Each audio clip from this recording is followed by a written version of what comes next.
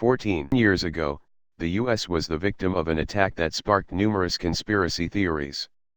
Al-Qaeda's assaults on the World Trade Center and the Pentagon led to all manner of weird and wacky theories, suggesting the American government abetted the terrorists who killed thousands of its citizens.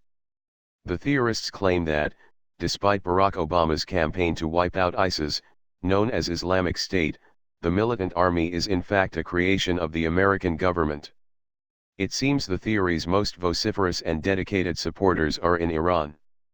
A recent article in the New York Times sought the views of a broad cross-section of Iranian society, and found many people were convinced ISIS was conceived by the Washington power brokers in their quest to destroy Tehran. The paper quoted an Iranian supermarket owner as saying, "Come on, you know who has created ISIS." Meanwhile, a radiologist opined that America supports any group that breaks a ring of this Iran-Syria-Lebanon-Palestine chain. Historian Hao Zhangtail proffered a similar view, saying, "Without groups like ISIS we can revive our empire and become the biggest power in the region." The report followed a story by the state-run Islamic Republic News Agency, IRNA, which cited a supposed interview with National Security Agency, NSA, leaker Edward Snowden. During the interview, Snowden allegedly said the US, Britain and Israel created a terrorist organization capable of centralizing all extremist actions across the world.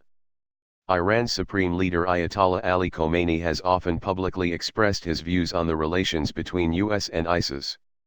In an address to the nation, Khomeini reminded Iranians that terror group Al-Qaeda was a creation of the Central Intelligence Agency, CIA, adding, "There is no doubt that these movements are created by Western powers and their regional agents. Iranians are not the only ones."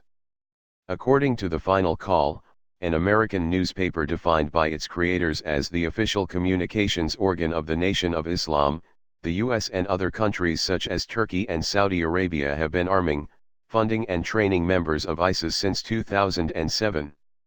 The BBC recently reported that many Lebanese people believe the US is behind the creation of ISIS and that former US Secretary of State Hillary Clinton admitted it in her latest book, Hard Choices. Most people here believe the US and Saudi are one, and when it comes strictly down to oil money, the ultimate benefactor from the whole ISIS debacle is Saudi/the US. As history has taught us, it is usually the benefactors who are the instigators, said Amr Murad, a native of Beirut. There are a variety of reasons why so many people across the Muslim world believe America is supporting a group that champions a warped and barbaric version of their faith.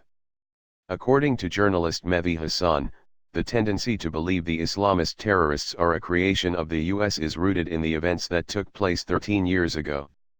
Such theories abound, largely because Washington has shown a propensity for outsourcing regime change, Pinkard said. Support for insurgent groups in that context is certainly not a new practice and, as of late, has not been a particularly effective one. Whatever the reasons behind the latest theories, it seems that, no matter how much force America throws at ISIS over the next few weeks, substantial swathes of the Arab world will believe they were the villains all along.